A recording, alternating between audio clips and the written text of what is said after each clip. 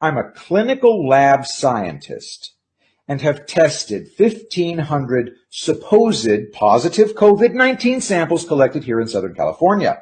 When my lab team and I did the testing through hoax postulates and observation under a scanning electron microscope, we found no COVID in any of the 1,500 samples.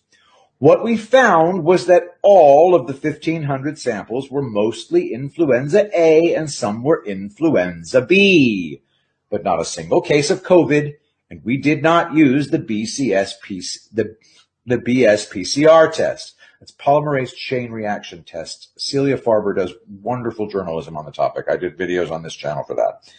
We then sent the remainder of the samples to Stanford, Cornell, and a few of the University of California labs, and they found the same results as we did. No COVID.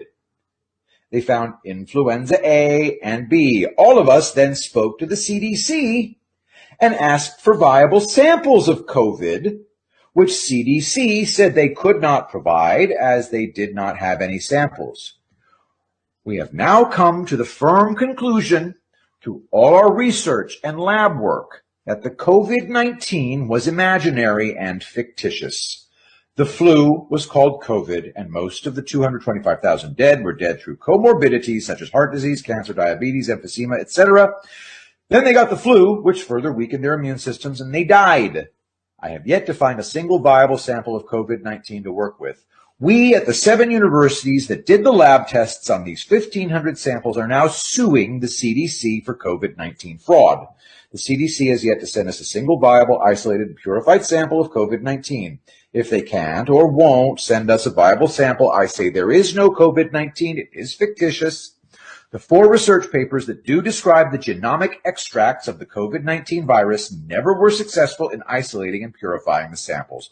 All the 4 papers written on COVID-19 only describe small bits of RNA, which were only 37 to 40 base pairs long, which is not a virus.